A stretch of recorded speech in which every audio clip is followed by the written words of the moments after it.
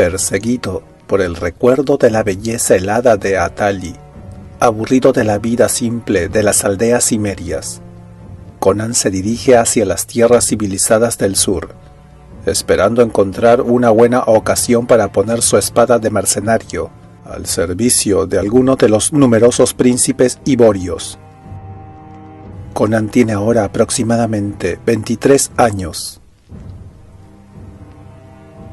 El jinete solitario había avanzado a lo largo del día por los desfiladeros de los montes Eiglofes, que se extendían de oriente a occidente, a través del mundo conocido como una gigantesca muralla de nieve y hielo, separando las tierras del norte de Vanenheim, Asgard e Hyperborea de los reinos del sur.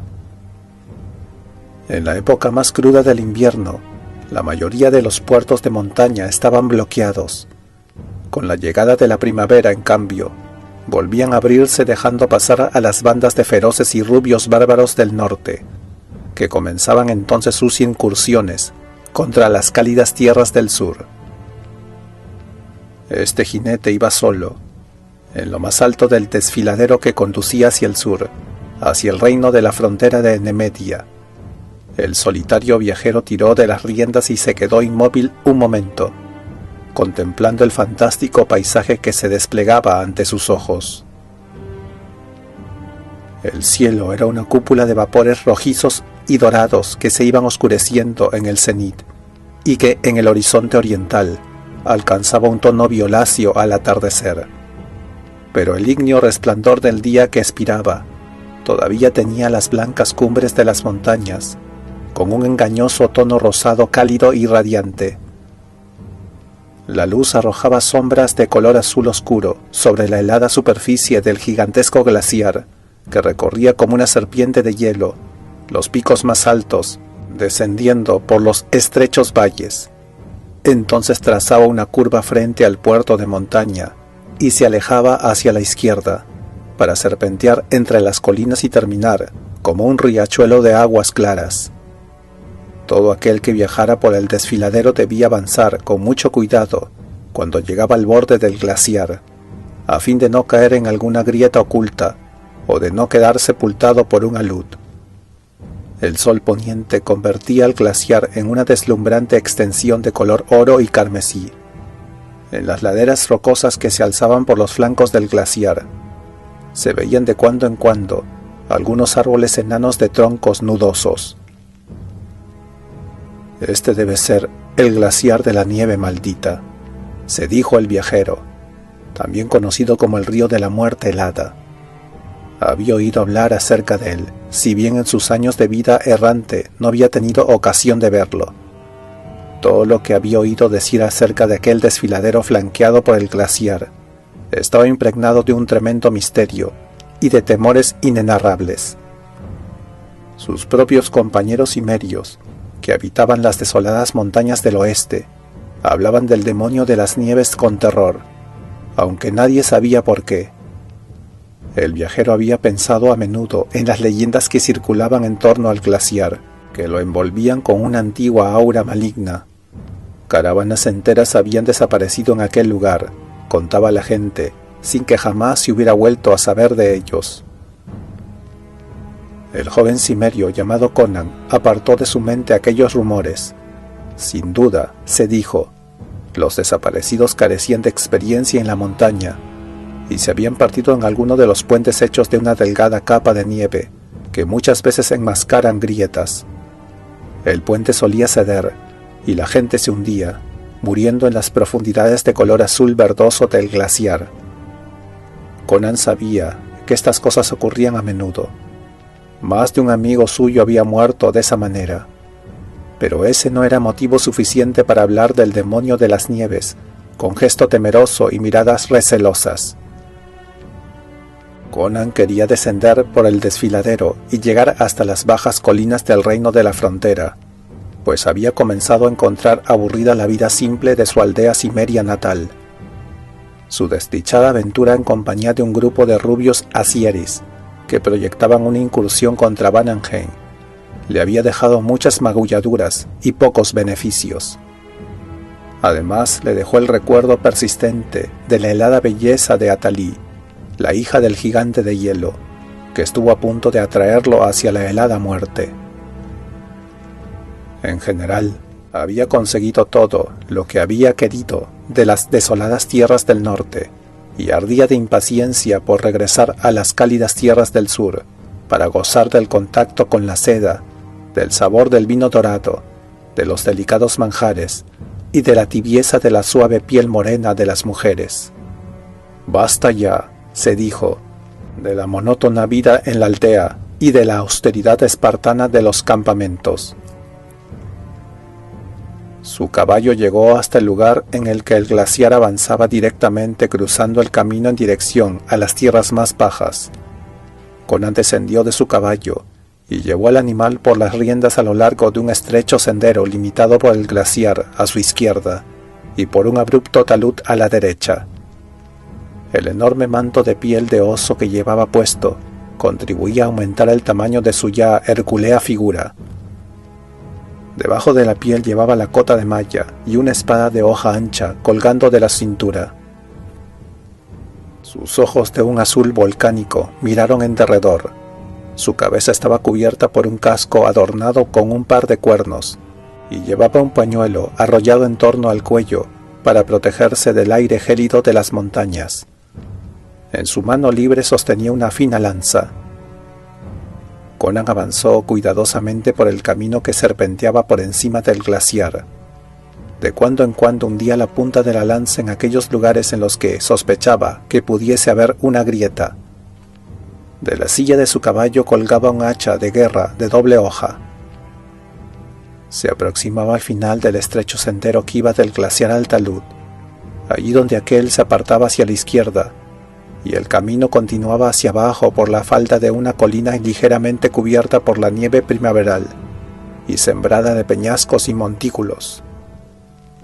De pronto el cimerio oyó un grito de terror que le hizo volver la cabeza rápidamente. A un tiro de flecha hacia su izquierda, en el sitio en el que el glaciar se nivelaba antes de iniciar el descenso final, Conan divisó un grupo de personas andrajosas y de aspecto salvaje, que rodeaban a una esbelta joven que vestía pieles blancas. E incluso a esa distancia, Conan pudo notar, gracias al aire claro de la montaña, que la joven tenía un rostro ovalado de frescas mejillas, y una hermosa cabellera castaña que sobresalía por la parte inferior de su gorro blanco. Era una verdadera belleza. Sin detenerse a pensar, el cimerio se quitó el manto y, utilizando la lanza como pértiga, dio un salto y se montó en su caballo. Inmediatamente cogió las riendas y clavó las espuelas en los ijares del animal. Mientras la asustada bestia retrocedía unos pasos por el impulso del salto del jinete, Conan abría la boca para lanzar el extraño y terrible grito de guerra de los cimerios, pero la cerró inmediatamente y se quedó en silencio. Algún tiempo atrás habría lanzado aquel grito para animarse, pero los años de servicio con las tropas turianas lo habían vuelto más profesional. No tenía sentido poner sobre aviso a los atacantes de la desconocida muchacha. Era mejor actuar por sorpresa. No obstante, los hombres le oyeron llegar casi enseguida. Aunque la nieve atenuaba las pisadas del caballo, el leve tintineo de su cota de malla, así como el crujido de los arneses, no tardaron en hacer que uno de ellos se volviera hacia él. Este lanzó un grito y cogió a su compañero más cercano por el brazo, de modo que unos segundos después, todos se habían dado vuelta para ver a Conan y se preparaban para enfrentarse a él. Se trataba de una docena de hombres de montaña, armados con rústicas chachiporras de madera, con lanzas con puntas de piedra y con hachas.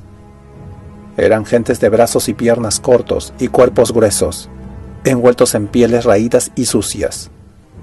Unos ojos pequeños inyectados en sangre miraban fijamente, bajo unas cejas espesas y una frente ancha y curvada. Los gruesos labios se contraían y dejaban ver unos dientes grandes y amarillos. Eran como vestigios de un estadio anterior de la evolución de la raza humana, acerca de quienes Conan había oído hablar a los filósofos en los patios de los templos nemedios. pero estaba demasiado ocupado guiando a su caballo y preparando su lanza para dedicarle a estos asuntos, más que un pensamiento fugaz. A continuación el bárbaro se abalanzó sobre los atacantes con la rapidez de un rayo. Conan sabía que la única forma de luchar con ventaja frente a semejante cantidad de enemigos consistía en aprovechar la movilidad del caballo, es decir, en mantenerse continuamente en movimiento con el animal, para impedir que lo rodeasen todos al mismo tiempo. Pues aunque su malla de acero le protegía el cuerpo, un golpe certero con esas armas rudimentarias podría hacerlo caer del caballo. Por consiguiente se dirigió al más cercano de esos hombres primitivos, conduciendo al caballo un poco hacia la izquierda. Cuando la lanza de hierro penetró entre la carne velluda y el hueso, el hombre de la montaña lanzó un alarido, dejando caer su arma y trató de aferrar el asta de la lanza de Conan. Pero el impulso que llevaba su caballo lo arrojó al suelo. El arpón del cimerio se hundió en el cuerpo caído, y antes de continuar su marcha, Conan retiró su lanza del cuerpo moribundo. Detrás de él, los montañeses, lanzando gritos y chillidos, se señalaban unos a otros y parecían estar dando una docena de órdenes contradictorias a la vez. Mientras tanto, Conan hizo que su caballo describiera un pequeño círculo, y luego galopó a través de la turba. Una lanza se estrelló contra la malla que cubría su hombro, y otra produjo una pequeña herida en el flanco del caballo. Pero él, mientras tanto, atravesó con su lanza a otro montañés y salió al galope, dejando detrás un cuerpo tendido que se retorcía sobre la nieve, tiñéndola de rojo. En el tercer ataque, el hombre al que el cimerio le clavó la lanza dio varias vueltas antes de caer de bruces, rompiendo el asta de la lanza. En el momento de retirarse, Conan tiró del mango del arma y cogió el hacha que colgaba de su silla de montar. Al volver una vez más al galope hacia el grupo, el cimerio se inclinó hacia el lado derecho del caballo. El hacha de acero brilló con un extraño fulgor a la luz del atardecer, mientras dibujaba un 8 en el aire con un arco hacia cada lado del caballo. Uno de los montañeses se desplomó hacia la izquierda y otro a la derecha, con el cráneo hundido. Algunas gotas de color carmesí salpicaron la nieve. Un tercer atacante, que no se había movido con suficiente rapidez, fue arrollado por el caballo de Conan. Al tiempo que lanzaba un grito de horror, el hombre que había sido derribado por el caballo se puso en pie con movimientos vacilantes y huyó cojeando. Un momento después los demás se unieron a él y huyeron aterrorizados a través del glaciar. Conan tiró de las riendas para contemplar cómo escapaban las velludas siluetas, y enseguida tuvo que saltar del caballo, pues el animal se estremeció y cayó al suelo. Una flecha con cabeza de pedernal había penetrado en el cuerpo de la bestia justamente detrás de la pierna izquierda del cimerio. Conan echó un vistazo y vio que su caballo estaba muerto. Grom me maldiga por ser un necio entrometido, se dijo a sí mismo furioso. Los caballos eran escasos y por tanto costosos en las tierras del norte. Él había venido en aquel corcel desde Zamora. Lo había cobijado, alimentado y mimado durante todo el invierno. Lo dejó en las caballerizas cuando se unió a las incursiones de los azeríes, sabiendo que la profundidad de la nieve y el hielo traicionero le restarían la mayor parte de su eficacia. Contaba con el fiel animal para llegar hasta las cálidas tierras del sur, y ahora su caballo yacía muerto porque intervino impulsivamente en una pelea entre gentes de la montaña que no era de su incumbencia. Cuando el jadeo de su pecho se hubo aplacado y la rojiza neblina de la batalla desapareció de sus ojos, se volvió hacia la joven por la cual había peleado. Esta se encontraba a unos pasos de distancia, mirándolo con ojos muy abiertos. «¿Estás bien, muchacha?», le preguntó con un gruñido. «¿Te han hecho daño esos salvajes? No temas, que no soy tu enemigo, soy Conan el Cimerio». La respuesta de la muchacha llegó hasta el guerrero en una lengua que éste jamás había oído. Parecía un dialecto hiperbóreo, mezclado con palabras en otras lenguas, algunas en nemedio y otras que no podía entender.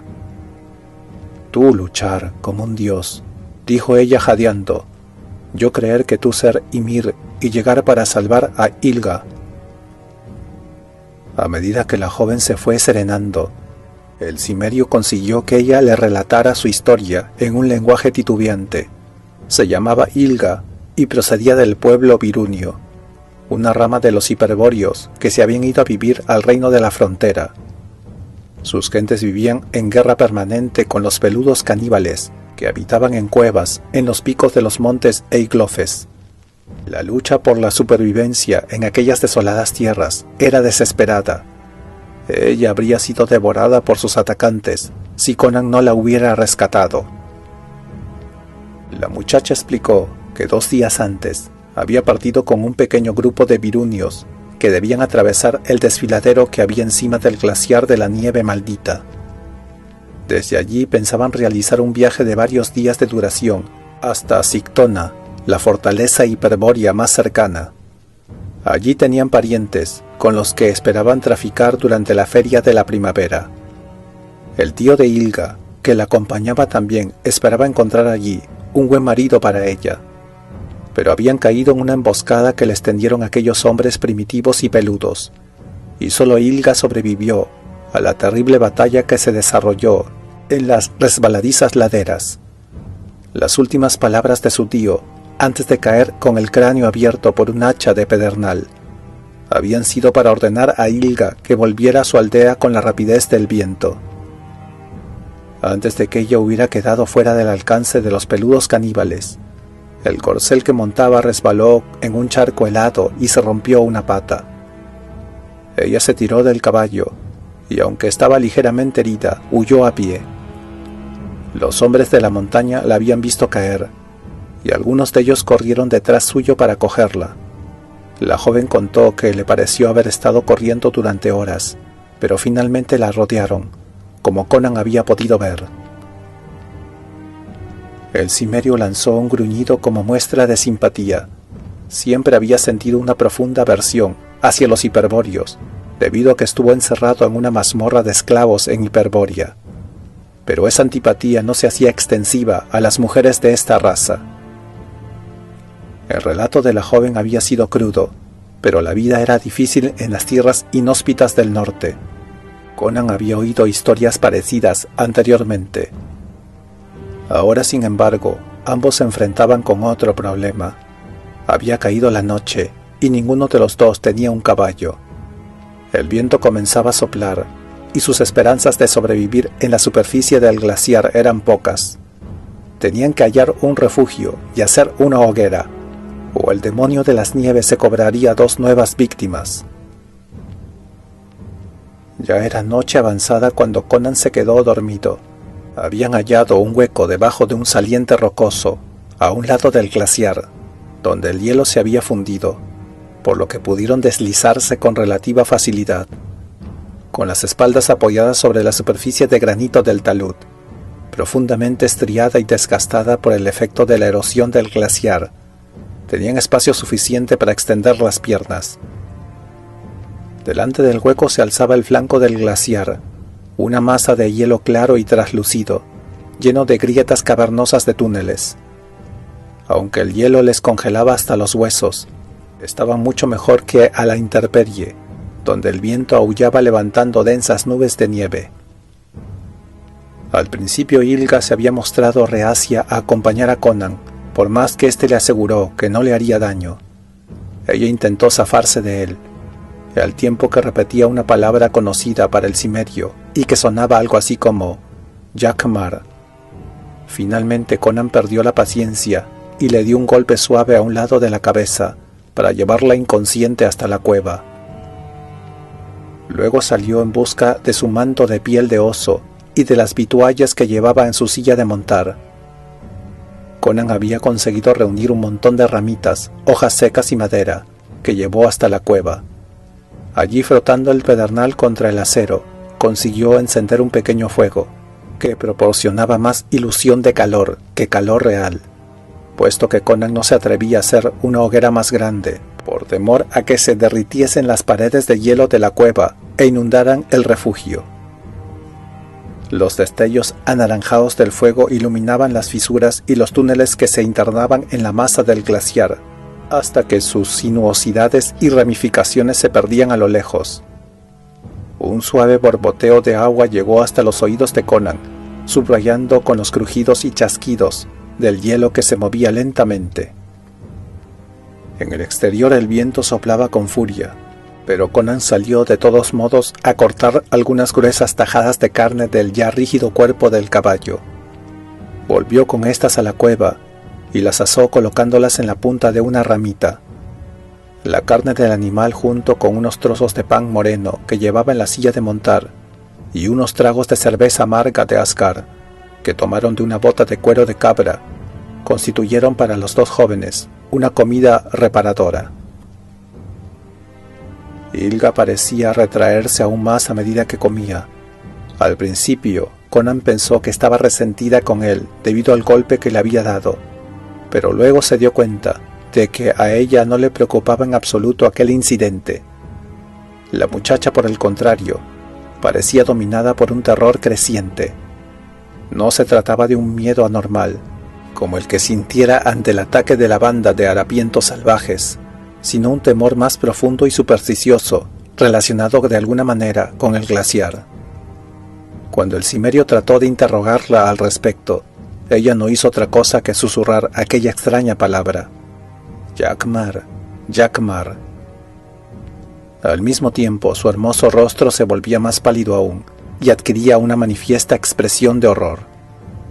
Cuando él intentó que le explicara el significado de aquella palabra, la joven solo hizo unos ademanes confusos que nada aclararon al cimerio. Después de la comida, sintiéndose cansados y con menos frío, se arrebujaron uno contra el otro encima del manto de piel de oso del cimerio. La proximidad del cuerpo de ella hizo pensar al bárbaro que un fogoso encuentro amoroso tal vez calmaría a la muchacha y la haría dormir. Sus primeras caricias no fueron rechazadas por la joven, que respondió a su amor juvenil. Además, como bien pronto pudo descubrir el cimerio, a ella no le resultaba desconocido aquel juego. Al cabo de una hora, la muchacha gemía y gritaba, dejándose llevar por la pasión. Después, considerando que ya se habría calmado, el cimerio se volvió de espaldas y se durmió como un tronco. Pero la joven no se había dormido, sino que yacía rígida, mirando en la oscuridad las grietas que formaban 1000 bocas en el hielo, más allá del tenue fulgor de las brasas en que se había convertido la hoguera. Finalmente, cerca del alba, ocurrió lo que ella temía. Era un tenue silbido ululante y obsesivo, que se fijó en la mente de la joven hasta dejarla indefensa, como un pajarillo en una trampa. El corazón le latía con fuerza. No podía moverse ni hablar, ni siquiera para despertar al joven que dormía a su lado. Entonces, en la boca del túnel de hielo más cercano, aparecieron 2 grandes discos de un frío fuego verde y fosforescente. Eran 2 esferas que quemaban su joven espíritu y le infundían un hechizo mortal. Detrás de aquellos discos llameantes no había una mente ni un alma, tan solo se apreciaba un hambre devoradora. Ilga se puso en pie como una sonámbula, dejando la piel de oso a sus pies. Su silueta desnuda y blanca se recortó en la penumbra. Luego avanzó hacia el oscuro interior del túnel y desapareció. El pitido infernal se atenuó y luego se interrumpió súbitamente. Los fríos ojos verdes parpadearon y después se desvanecieron, y Conan siguió durmiendo.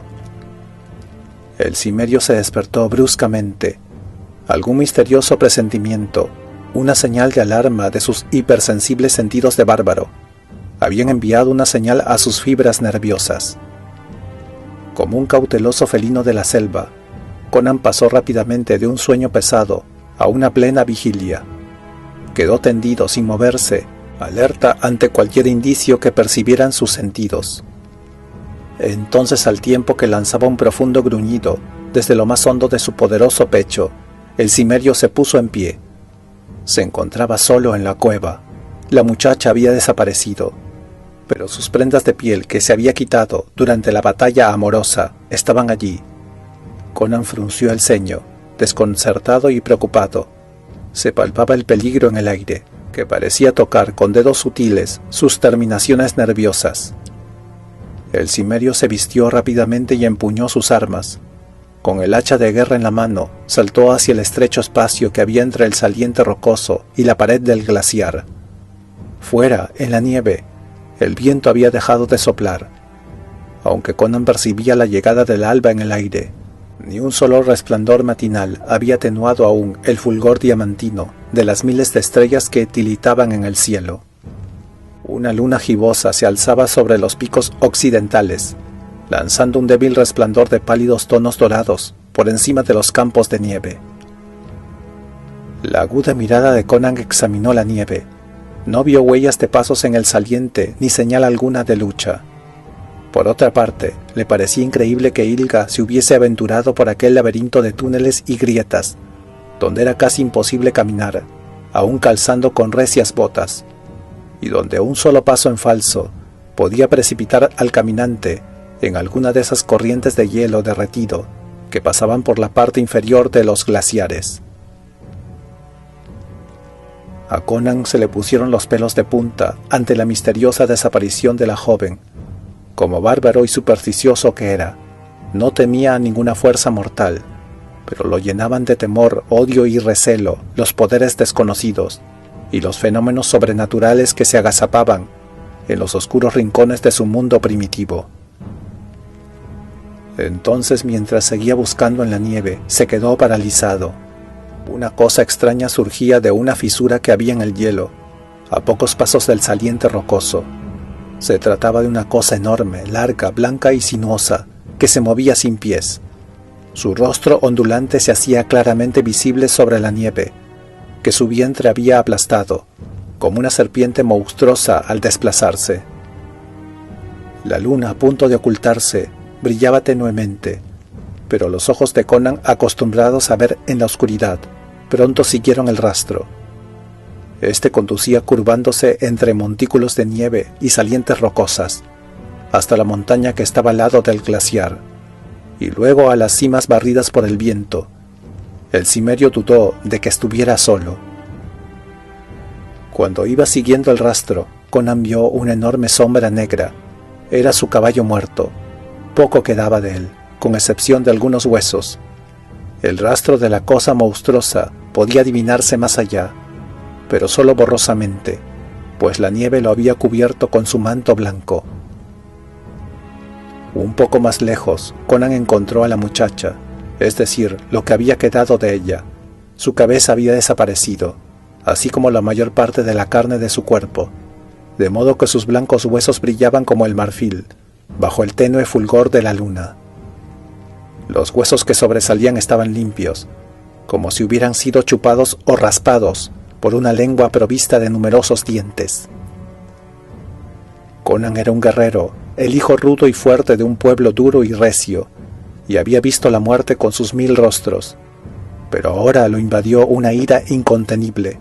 Pocas horas antes, aquella esbelta y cálida muchacha había estado en sus poderosos brazos, respondiendo con ardor a su pasión, y ahora nada quedaba de ella, salvo un cuerpo tendido sin cabeza, como el de una muñeca rota arrojada a un rincón. Conan procuró dominarse y examinó el cuerpo de la joven. Entonces lanzó un gruñido de sorpresa, al advertir que su cuerpo estaba completamente cubierto por una dura capa de hielo.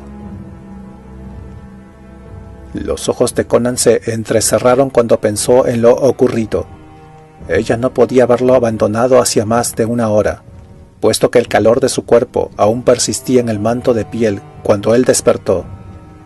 En tan poco tiempo es imposible que un cuerpo caliente se congele. Conan lanzó un juramento. Ahora comprendía, sin poder dominar su furia y su odio, lo que le había ocurrido a la muchacha que estaba durmiendo a su lado. Recordó las leyendas semiolvidadas que se contaban alrededor de la hoguera cuando él era un niño. Una de ellas se refería al temido monstruo de las nieves, la terrible y siniestra Remora, el vampiro de hielo con forma de gusano, cuyo solo nombre llenaba de horror a las gentes de Cimmeria. Los animales superiores, como bien sabía Conan, despedían calor. Por debajo de ellos, en la escala animal, venían los reptiles y los peces, cuya temperatura era igual a la del medio ambiente en el que vivían.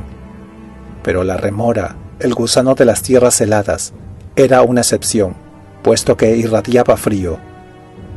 Al menos eso era lo que recordaba Conan de las explicaciones que le habían dado. El monstruo emitía una especie de frío amargo que podía cubrir de hielo un cuerpo en contados minutos, puesto que ninguno de sus compañeros de tribu jamás había visto una remora. Conan suponía que se trataba de un ser perteneciente a una especie extinguida hacía mucho tiempo. Este entonces debía ser el monstruo que Ilga temía y del que ella trató en vano de advertirle, repitiéndole el nombre que ellos seguramente le daban, Jackmar. Conan decidió seguir el rastro de aquel engendro monstruoso hasta su guarida para darle muerte allí. Las razones que lo impulsaban a obrar de ese modo eran vagas hasta para él mismo, porque a pesar de su impulsividad y de su carácter salvaje y anárquico, el cimerio tenía su propio código de honor. Le gustaba mantener su palabra y cumplir toda obligación que hubiera asumido libremente. Si bien no se consideraba un hombre inmaculado y caballeroso, trataba a las mujeres con una especie de ruda amabilidad que contrastaba con la dureza implacable con la que se enfrentaba a los de su propio sexo. Procuraba contener sus apetencias carnales ante las mujeres si éstas no se ofrecían voluntariamente, y trataba de protegerlas cuando ellas dependían de él. Ahora sentía que había fracasado. Al aceptar su rudo amor, la joven Ilga se colocó implícitamente bajo su protección, y ella le había necesitado. Él dormía profundamente, sin enterarse de lo que ocurría a su alrededor, como una bestia atontada. Conan no sabía nada acerca del hipnótico silbido con que la remora inmovilizaba a sus víctimas, y merced al cual lo había mantenido a él, que tenía el sueño muy ligero, en un profundo letargo. Se maldijo a sí mismo por su estúpido modo de actuar, al no haber prestado atención a las advertencias que le quiso hacer la joven. Apretó los dientes con fuerza y se mordió los labios llenos de ira, resuelto a borrar aquella mancha que empañaba su honor, aunque ello le costara la vida. Cuando el cielo comenzó a clarear por el este, Conan regresó a la cueva, hizo un atado con sus pertenencias y luego trazó un plan. Algunos años antes, se hubiera lanzado detrás del rastro del gusano de hielo, confiando en su inmensa fuerza hercúlea y en el filo de sus armas. Pero la experiencia, aunque no le había enseñado a dominar todos sus impulsos, le había dotado de cierta prudencia. Era imposible enfrentarse al gusano de hielo sin una debida protección. El solo contacto con el extraño engendro significaba la muerte por congelación. Hasta su espada y su hacha resultaban de una dudosa eficacia. El terrible frío que emanaba del animal podía volver quebradizo el acero, o el mismo frío, al transmitirse por el metal, podría paralizar la mano que manejaba el arma. Pero tal vez, se dijo Conan esbozando una sonrisa hosca y fugaz, pudiera volver el poder del gusano de hielo contra sí mismo. Hizo sus preparativos en silencio y con gran rapidez. Sin duda el gusano, atiborrado de comida, durmiera profundamente durante las horas del día, pero Conan no sabía cuánto tiempo podía tardar en llegar hasta la guarida del monstruo, y temió que otra tormenta de nieve pudiese borrar las sinuosas huellas. Conan tardó poco más de una hora en encontrar la guarida del gusano de hielo. El sol matinal había ascendido un corto trecho por encima de los picos orientales de los montes, haciendo resplandecer los campos nevados como si estuvieran incrustados de diamantes. Finalmente el cimerio se encontró ante la boca de una caverna de hielo, hacia la que conducía el sinuoso rastro de la nieve. Aquella cueva daba a un pequeño glaciar afluente del demonio de las nieves. Desde esta cima Conan podía divisar la pendiente por la que el glaciar menor descendía hasta unirse al principal, como el afluente de un río. El cimerio penetró por la abertura. La luz del sol matinal se reflejaba en las traslúcidas paredes laterales de hielo, fragmentándose en rayos irisados y en resplandores multicolores. Conan tenía la sensación de caminar gracias a un hechizo mágico por el interior de la sustancia sólida de una gigantesca piedra preciosa. Después, a medida que iba penetrando en el glaciar, la oscuridad se congeló a su alrededor. Sin embargo, siguió avanzando obstinadamente, paso a paso, aunque con grandes dificultades. Se alzó el cuello del manto de piel de oso para proteger su cara del frío que lo paralizaba y que le causaba dolores en los ojos, obligándolo a respirar en forma entrecortada y superficial, a fin de evitar que se helasen los pulmones. Sentía como una delicada máscara en el rostro, formada por una serie de cristalillos de hielo que se rompían a cada movimiento, para volver a formarse inmediatamente. Pero siguió adelante, llevando con todo cuidado lo que ocultaba debajo de su manto. De repente aparecieron dos grandes ojos fríos y verdes en la oscuridad, que daban la sensación de mirarlo hasta lo más profundo de su alma. Aquellas esferas luminosas parecían despedir un fulgor submarino y helado. Gracias a su débil fosforescencia, pudo ver que la caverna terminaba en un pozo redondo que era el nido del gusano, donde se hallaba éste con su enorme y largo cuerpo enrollado. No tenía huesos y estaba cubierto por una sedosa pelusa blanca. Su boca era una simple abertura circular, sin mandíbulas, pero en ese momento estaba cerrada. Por encima de la boca, las dos esferas luminosas iluminaban una cabeza lisa, redondeada, sin forma definida. Repleto de comida, el gusano de hielo tardó unos segundos en reaccionar ante la presencia de Conan. Durante los miles de eones que el monstruo de las nieves había habitado en aquellos helados silencios del glaciar llamado el demonio de las nieves, ningún mísero ser humano había osado internarse hasta las heladas profundidades de su nido.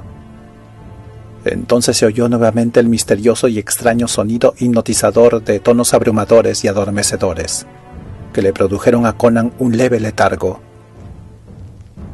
Pero era demasiado tarde.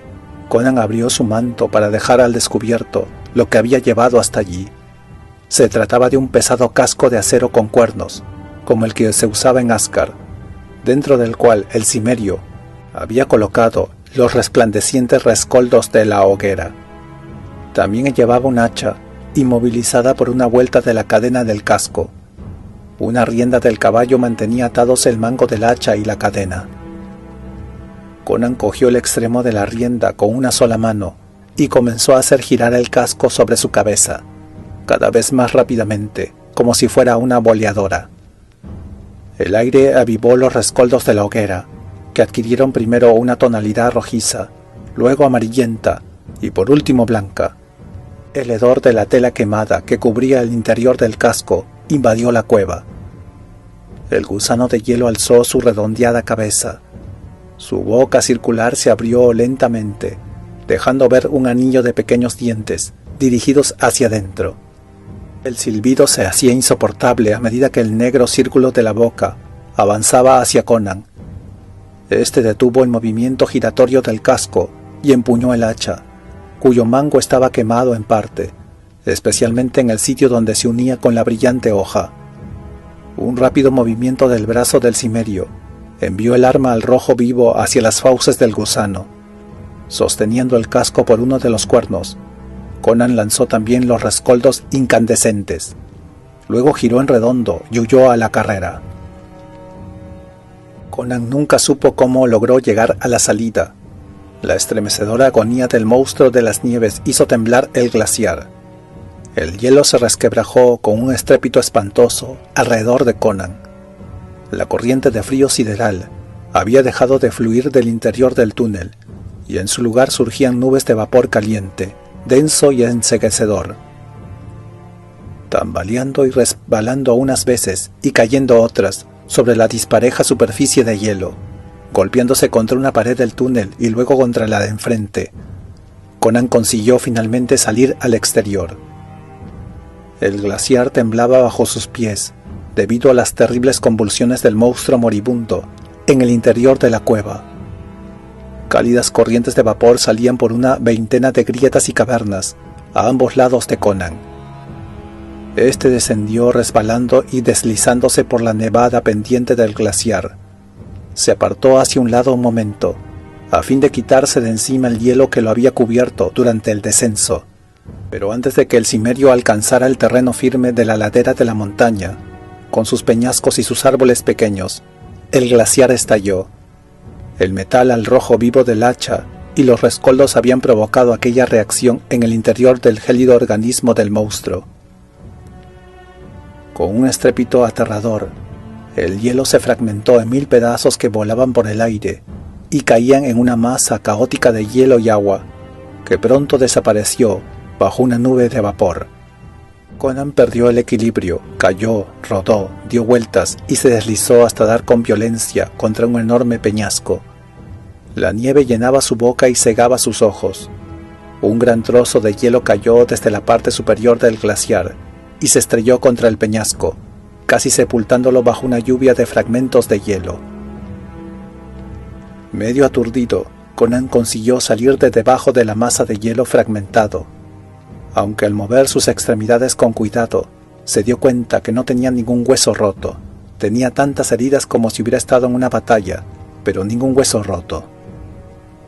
Por encima de él se veía una enorme nube de vapor y de brillantes cristalillos helados, que surgían hacia arriba desde el lugar en el que había estado la caverna del gusano de hielo, y donde ahora había un cráter oscuro. De todas partes caían trozos de hielo y de nieve derretida. El glaciar se había hundido. Poco a poco el paisaje fue volviendo a su normalidad. La brisa cortante de la montaña barrió las nubes de vapor. El agua proveniente de la fusión de hielo comenzó a helarse nuevamente, a causa del intenso frío reinante. Todo volvió a su habitual inmovilidad en el glaciar.